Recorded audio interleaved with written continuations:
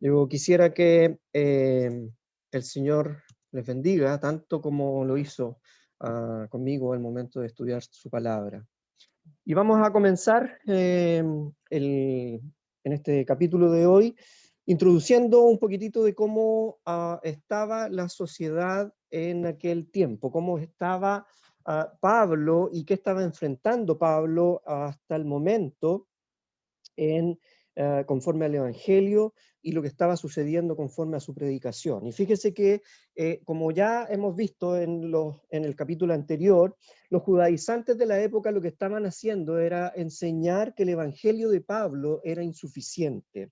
Ellos estaban tratando de hacer que los nuevos cristianos, los cristianos gentiles, cumplieran con tradiciones que eran más bien judías, ¿verdad? Que tenían que ver con ritos que cumplían los judíos, ¿cierto? Abstenerse de alimentos y guardar ciertos días. El evangelio que Pablo predica, dice él, lo vimos en el capítulo anterior, no lo recibió de hombres, sino de Cristo mismo. Y que después, ahora, vamos a ver, después de 14 años, está subiendo a encontrarse con los apóstoles. Y no está subiendo para validarse él como apóstol o para buscar aceptación, sino que vamos a ver que está subiendo a conversar con los apóstoles a causa de una revelación. ¿Sí? Es eso lo que lo está llevando a encontrarse con los apóstoles. No sabemos, no tenemos más detalle de esta revelación, pero el contexto es difícil, ya que la iglesia está fundada está fundada en el fundamento de los apóstoles. Si los apóstoles estaban divididos, entonces aquí tendríamos un gran problema. En los próximos versículos que Pablo explicará en su evangelio, no es otro distinto al de Pedro o al resto de los apóstoles, sino que el mismo. Vamos a ver cómo es el mismo evangelio que ambos apóstoles, tanto Pedro como Pablo, están predicando. Fíjese que en Hechos 11, al parecer entonces Pablo, y a causa de esto es que Pablo probablemente está subiendo a hablar con los apóstoles de esta visión de una hambruna que se viene para Judea, a causa de Ágabo, es quien está dando esta profecía, digamos, que es lo que viene. Y aunque este libro entonces se escribe por allá por el año 48, entre el 48 y el 53 después de Cristo, y por ello podríamos decir que no tiene ninguna relación con nosotros, la verdad es que esa afirmación que pudiésemos hacer, que no tiene relación con nosotros, no está más lejos de la realidad. Lo que Pablo está escribiendo a los Gálatas va en directa atención a nosotros, puesto que lo que él cuida es la unidad del Evangelio. Y es ese el título que vamos a poner hoy día. No es que se me haya ocurrido a mí porque soy muy ocurrente, es un título que ya puso el pastor Tim Keller. Y hoy día entonces vamos a subdividir los temas de la carta, de la porción que tenemos hoy día, Gálatas 2, del 1 al 10, los vamos a dividir de la siguiente manera. El primero, entre el capítulo 1 y el 3, es la subida a Jerusalén. Luego, los capítulos del 4 al 9, vamos a hablar acerca de la libertad en Cristo. Y finalmente, en los capítulos del 3, perdón, en el capítulo 10, vamos a hablar de lo que se le encarga a Pablo, que es cuidar a los pobres y cómo eso también redunda en nosotros. Pero antes de comenzar, vamos a orar a nuestro Señor. Acompáñeme en oración. Padre de la gloria, rogamos, Señor, que en esta mañana seas tú hablando a través de mi voz y de mis labios.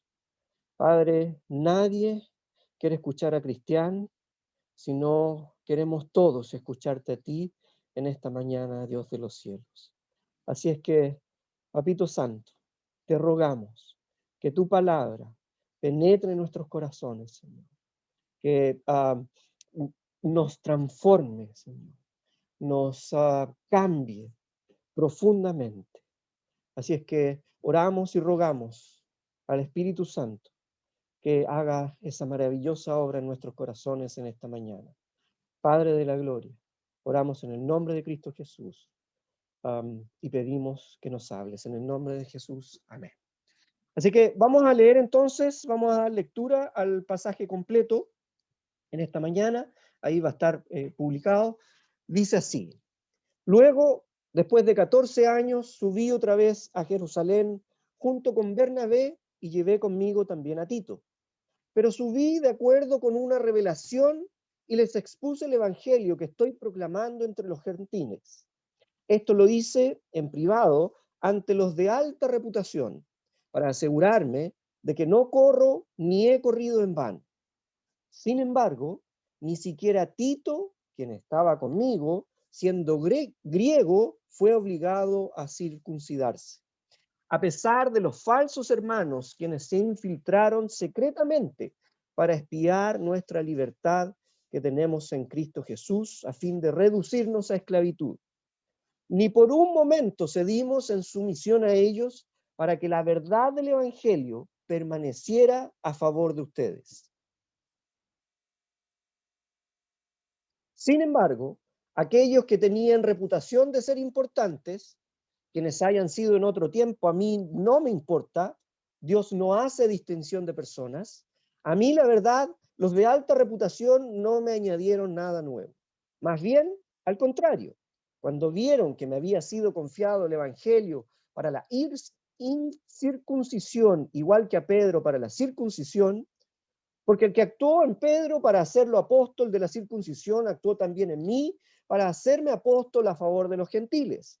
Y cuando percibieron la gracia que me había sido dada, Jacobo, Pedro y Juan, quienes tenían reputación de ser columnas, nos dieron a Bernabé y a mí la mano derecha en señal de compañerismo, para que nosotros fuéramos a los gentiles y ellos a los de la circuncisión. Solamente nos pidieron que nos acordáramos de los pobres, cosa que procuré hacer con esmero.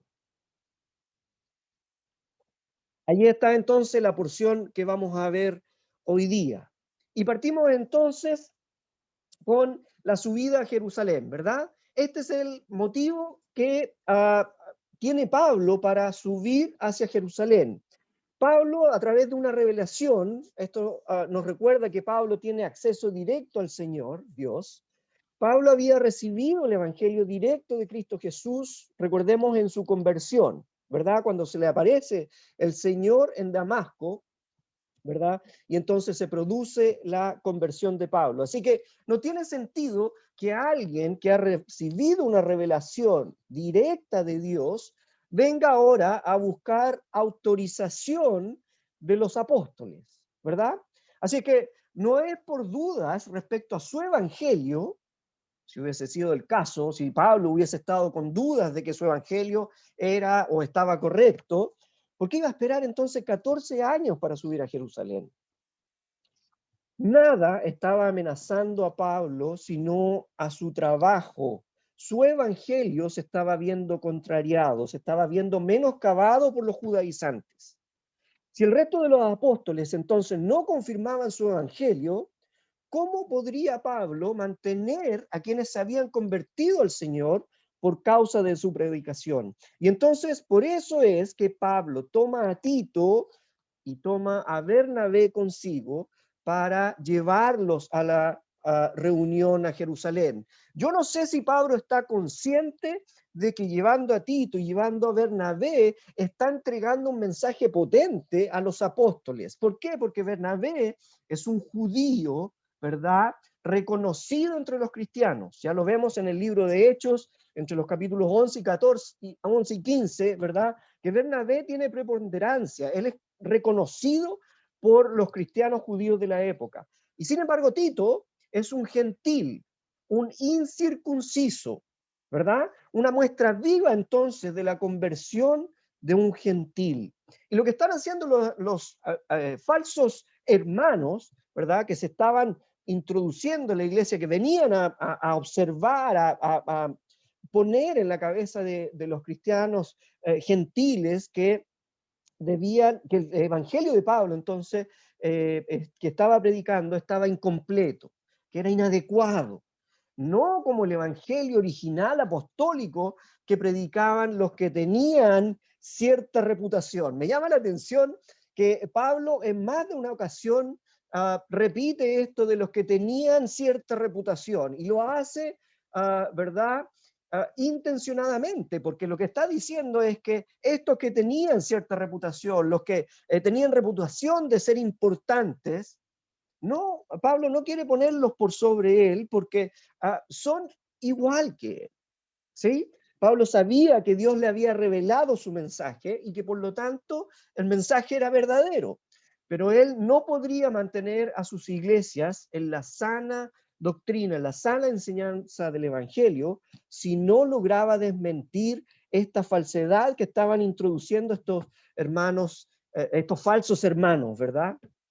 Esta es la verdadera razón por la que Pablo sentía peligro de haber corrido en vano, de que todo mi esfuerzo fuera en vano, ¿verdad? Que dice la NBI. Este era el peligro que estaba sintiendo Pablo, que estos hermanos, estos falsos hermanos, entonces pudieran estar um, socavando la fe de aquellos que habían escuchado el Evangelio, de aquellos gentiles que habían escuchado el Evangelio, diciéndole, oye, no, tienes que, mira, ahora está bien lo que dice Pablo, está súper bonito, interesante, pero la verdad es que tienes que circuncidar. La verdad es que tienes que comer kosher para poder hacerlo. Tienes que guardar el sábado para que tu salvación esté completa. Este es el peligro real que Pablo está observando al hacer, entonces, al visitar a los apóstoles después de estos 14 años, que él ya ha predicado el Evangelio y entonces no quiere haber corrido en vano por lo que están haciendo los judaizantes. Vamos entonces a los capítulos entre el 4 y el 9, a esta libertad en Cristo que tenemos. Y entonces, como decía recién, la importancia de esta reunión con los apóstoles es de tal relevancia para nuestros días también, que imagínense ustedes de haberse quebrado la relación entre ellos, entre los apóstoles judíos, judaizantes, o Pedro, ¿verdad? Como un judío, y Pablo que iba a los gentiles, estas columnas, ¿verdad? Que tenían reputación de ser importantes, y Pablo, entonces hoy tendríamos un evangelio quebrado, probablemente dos religiones separadas entre sí, siendo una misma. Todo esto lo previó y evitó el Señor enviando a Pablo a reunirse con los apóstoles. Pablo no estaba dispuesto a negarnos la libertad que tenemos en Cristo, permitiendo que nos esclavizaran a estas maneras de comportarnos, a estos ritos que debían realizar según los judaizantes, comidas que comer o dejar de hacerlo.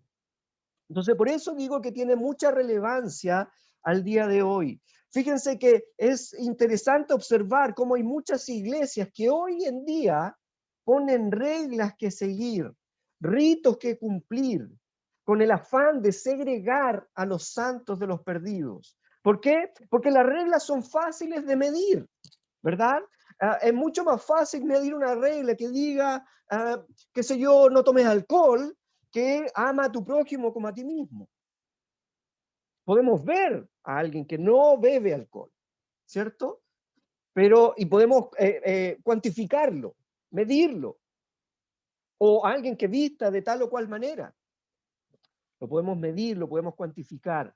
Pero no podemos medirlo, no podemos medir el amor que tú y yo podemos demostrar hacia aquellos que están perdidos, hacia aquellos que hoy día piensan distinto que nosotros, hacia aquellos que están cegados. Y que nosotros, por la gracia del Señor, fueron abiertos nuestros ojos. Así que al transformar nuestros corazones, el Señor permite que nosotros podamos cumplir con sus mandamientos en señal de gratitud, y no es al revés. No cumplimos los mandamientos, hermanos, para ganar su favor, ni mucho menos la salvación. Así que si tú te estás esforzando por cumplir tal o cual mandamiento, si tú te estás esforzando por querer verte ante los demás como santo, como digno de una admiración, déjame decirte que estás perdiendo tu tiempo. Porque todo lo que suceda contigo, todo el comportamiento que tú demuestres con tus actos, debe ser el fruto de la conversión, la transformación de lo que Dios hizo en tu vida. No hay otra manera. Pablo dice, ni por un momento cedimos en sumisión a ellos, para que la verdad del evangelio permaneciera a favor de ustedes. Probablemente Pablo no lo supiera, pero esta frase tiene efectos hasta nuestros días. La fidelidad a la verdad del evangelio que hizo Pablo es lo que nos mantiene con vida. Si en dos paralelas, y este ejemplo siempre lo pongo, porque si en dos paralelas solamente una en un solo punto se desvía medio grado, la verdad es que en el infinito la desviación es tal que ya no hay ninguna igualdad. Y eso es lo que está haciendo Pablo, demostrando al venir y al que le den la mano los apóstoles en señal de aprobación, que no le añadieron nada, dice, no añadieron nada nuevo a mi evangelio. Entonces está demostrando que el evangelio de los apóstoles, en esta paralela, y el evangelio de Pablo son exactamente el mismo, ¿verdad? Ahora, porque la verdad es que si agregamos cualquier cosa al evangelio o le quitamos algo al evangelio, lo que estamos haciendo es creando nuestro propio evangelio y por tanto nos estamos separando del evangelio verdadero. Ahora bien, Pablo había llevado consigo a Tito, como dije, una prueba viviente de la obra de Cristo en la vida de un gentil. Entonces, la pregunta era, ¿qué iban a hacer con él entonces los apóstoles? Iban a decirle entonces a Tito, oye, ¿sabes qué? Te tienes que circuncidar para ser salvo. Está bien que hayas creído, pero te tienes que circuncidar. En absoluto, claro que no. Insistimos, tal como lo hace Pablo, y esta es la relevancia de este pasaje. No necesitamos nada, solo a Cristo para nuestra salvación. Cualquier cosa que hagamos en pos de intentar ganarnos la salvación o ganarnos el favor de Dios, fíjate que nos esclaviza. ¿Por qué nos hace esclavos? Porque tenemos que ir cumpliendo cosas y cada vez que los judíos y los falsos maestros querían hacerse o verse más santos, ellos iban poniendo una nueva regla. Bueno, hay que celebrar el día sábado, el Sabbat, y ese tiene que ser el día. Y luego entonces, oye, mira, tienes que diezmar, pero mira, no solamente el diezmo, sino que también tienes que hacer esto otro, y luego tienes, pero todo eso en pos de mostrarse o querer ganar la salvación del Señor. Además, por lo mismo, tenemos que recordar Primera de Corintios 10:3, que dice, ya sea que comamos o que bebamos o que hagamos cualquier otra cosa, hagámoslo todo para la gloria de Dios. No te está diciendo que lo hagas para ganar el favor de Dios o para completar quizás algo que debes hacer para que seas acepto. Y esa es la diferencia entre las religiones y el cristianismo. Es que no hay nada que tú puedas hacer para llamar la atención de Dios, llamar la atención de Cristo Jesús. Él vino y lo hizo por ti, solamente por amor a ti. No es que, como dicen algunos hermanos,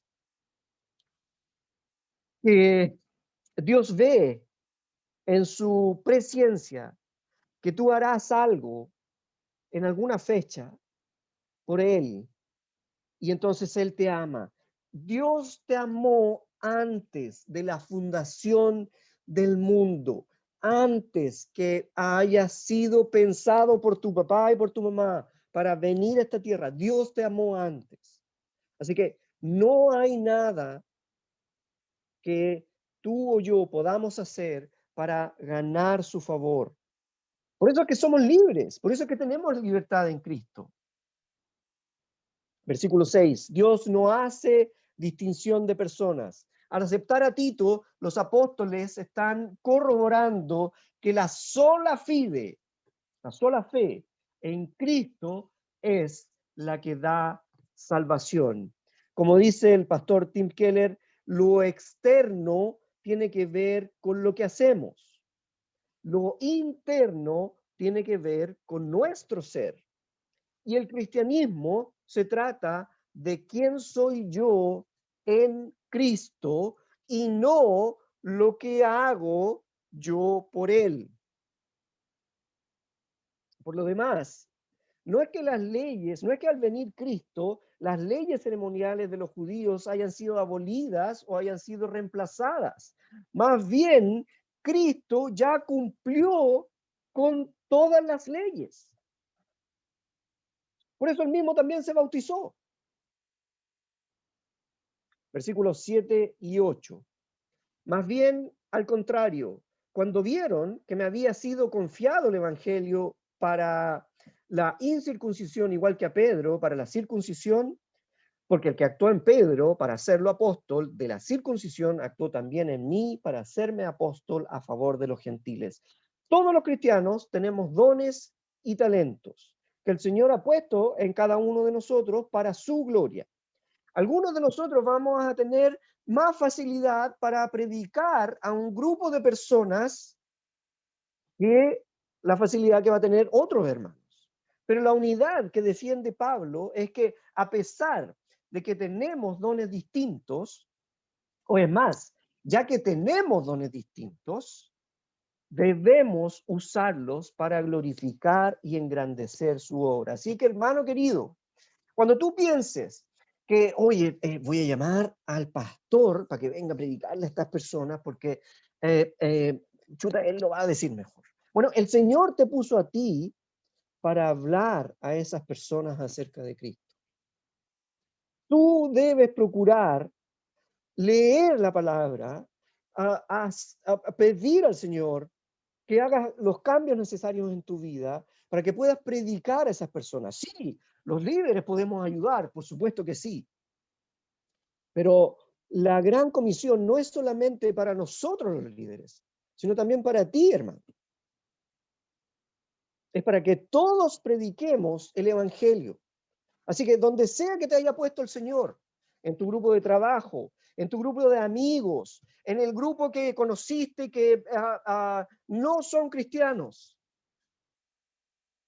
sea donde sea que te ponga el Señor a ti, es con un propósito, para que prediques el evangelio, para que hables a otros, para que hables acerca de esta libertad que tienes en Cristo Jesús, que no tienes que hacer cosas, sino más bien tienes que rendirte delante de Él.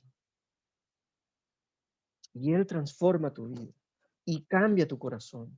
Y las cosas que antes parecían más importantes, hoy día tienen otro pensamiento. Finalmente, vamos al versículo 10. Solamente nos pidieron que nos acordáramos de los pobres, cosa que procuré hacer con esmero. Cuidar a los pobres. Entonces, ¿por qué es importante por causa del evangelio y por tanto para la unidad de la iglesia recordar a los pobres? esta pregunta responde a al menos dos razones fundamentales. La primera es que en el contexto de esta reunión en Jerusalén, era que las iglesias judías eran mucho más pobres que las iglesias que estaba plantando Pablo en las regiones gentiles. Un escritor postula: la condición de pobreza de los cristianos de Judea despertó la simpatía de las iglesias gentiles. Podemos ver esto en Hechos 11 también, al final del capítulo, como yo les comentaba al principio, con la profecía de Ágabo, que habría gran hambre en toda la tierra habitada. Y las citas bíblicas que vamos a leer a continuación, que les voy a exponer a continuación, dan cuenta de que el ayudar a los pobres está en el centro de la preocupación de Pablo. Y si está en el centro de la preocupación de Pablo, está en el centro del corazón de Dios nuestro Señor. Partimos con Romanos 15, 25 al 28. Si quieres lo puedes buscar en tu Biblia o te lo puedo leer yo aquí. Dice: pero ahora voy a Jerusalén para ministrar a los santos, porque Macedonia y Acaya tuvieron a bien hacer una ofrenda para los pobres de entre los santos que están en Jerusalén. Pues les pareció bien y son deudores a ellos, porque si los gentiles han sido hechos participantes de sus bienes espirituales, ellos también deben servirles con sus bienes materiales. Así que cuando haya concluido esto y les haya entregado oficialmente este fruto, pasaré por ustedes a España. Primer ejemplo. Primera de Corintios 16, 1 al 4. En cuanto a la ofrenda para los santos, hagan ustedes también de la misma manera que ordené a las iglesias de Galacia. El primer día de la semana, cada uno de ustedes guarde algo en su casa, atesorando en porción a cómo esté prosperando, para que cuando yo llegue no haya entonces que llevar ofrendas. Cuando yo esté allí, enviaré a los que ustedes aprueben por cartas para llevar su donativo a Jerusalén, y si conviene que yo también vaya, ellos irán conmigo. Segunda de Corintios 8, 9, todo el capítulo, todos esos dos capítulos, Pablo los dispone a hablar en torno a la generosidad demostrada por los corintios y que contribuyó a la unidad de la iglesia. ¿Qué mejor que en el peor de los tiempos la iglesia ayuda primeramente a los de la iglesia y luego a los de afuera? Cosa que procuré hacer con esmero, dice Pablo. Vemos entonces en estos pasajes cómo efectivamente Pablo se preocupó de los pobres, no como un acto social, ¿sí?, ni como caridad propiamente tal, sino como el trabajo que cada cristiano debería hacer como fruto de lo que Cristo ha hecho en nosotros. Y me viene a la memoria esta viuda que el Señor hace ver a todos que dio más de lo que cualquiera pudo haber dado. ¿Sí? Por eso, la segunda razón se muestra en toda la Biblia, comenzando con nuestro Señor Jesucristo. Como dice Pablo, siendo rico, por amor de ustedes, se hizo pobre, para que ustedes con su pobreza fueran enriquecidos. Segunda de Corintios 8, 9b. Y atendamos entonces a estas otras citas bíblicas de a continuación, que tenemos como mandato para con los pobres y también para que disfrutemos ayudando y no olvidándonos de ellos. Como lo predicen los profetas, Isaías 11, del 1 al 4, un retoño brotará del tronco de Isaí y un vástago de sus raíces dará fruto. Sobre él reposará el espíritu del Señor, espíritu de sabiduría y de inteligencia, espíritu de consejo y de fortaleza, espíritu de conocimiento y de temor al Señor. Él se deleitará en el temor del Señor, no juzgará por lo que vean sus ojos, ni arbitrará por lo que oigan sus oídos, sino que juzgará con justicia a los pobres y con equidad arbitrará a favor de los afligidos de la tierra. Golpeará la tierra con la vara de su boca y con el aliento de sus labios dará muerte al impío. ¿Cómo debemos abrir nuestras manos? Alguien podría decir, ya, pero ¿cómo debo yo entonces ayudar? Deuteronomio 15 del 7 al 8. Cuando uno de tus hermanos esté necesitado en alguna de tus ciudades en la tierra que el Señor tu Dios te da, no endurecerás tu corazón, ni le cerrarás tu mano a tu hermano necesitado. Le abrirás tu mano con liberalidad y sin falta le prestarás lo que necesite. ¿Me entiendes? Se prestarás como le darás, como prestar atención. Uno cuando presta atención a alguien no le pide que luego se la devuelva, ¿sí? Sino que le toma atención, le pone atención. Deuteronomio, perdón, Primera de Juan 3, 16, 17. En esto hemos conocido el amor, en que Él puso su vida por nosotros, también nosotros debemos poner nuestra vida por los hermanos. Pero el que tiene bienes de este mundo y ve que su hermano padece necesidad y le cierra su corazón, ¿cómo morará el amor de Dios en él? Segunda de Corintios 8, 13 y 15. Pero no digo esto para que haya para otros alivio y para ustedes estrechez, sino para que haya igualdad. En este tiempo su abundancia supla lo que a ellos les falta, para que también la abundancia de ellos supla lo que a ustedes les falte, a fin de que haya igualdad, como está escrito. Y esta es la porción de cuando el Señor, en Éxodo, cuando el Señor le da el maná del cielo. Como está escrito, el que recogió mucho no tuvo más, y el que recogió poco no tuvo menos. Todos tuvieron lo que necesitaban. Con todo esto, entonces, podemos evidenciar que el llamado a cada uno de nosotros es el mismo que se le hizo a Pablo, que nos acordemos de los pobres. Y esto, por supuesto, tiene mayor relevancia en estos tiempos de pandemia. Y tú coincidirás conmigo, hermano, que esto no es solamente un trabajo de los líderes, sino, como acabamos de ver, es un llamado a cada uno de nosotros como miembros del cuerpo de Cristo. Es cierto que a través de del liderazgo entonces podemos canalizarlo, ¿cierto? A través de los diáconos tal vez podemos canalizar entonces las ayudas, pero nosotros no vamos a ver todas las ayudas y las necesidades que probablemente tú puedas ver. No es menos cierto que debe nacer del corazón agradecido de cada uno de nosotros. Así que evalúate delante del Señor y observa cuánto has prosperado en este tiempo de pandemia. Si es así, entonces estamos al debe con quienes lo necesitan, ¿verdad? Y si por el contrario eres uno de los que está pasándolo mal, déjame decirte que no eres huérfano. Tienes una familia. Busca ayuda en la familia de Dios. Recurre a tus líderes porque obviamente no queremos que los problemas de nadie se ventilen. Así que por eso que les pido, si hay alguien de ustedes que hoy día está escuchando, que tiene problemas económicos, que está en dificultades y que no nos hemos dado cuenta, porque sí, siervos inútiles somos. Te pido que te acerques a nosotros, que te acerques a los diáconos y digas, ¿sabes qué?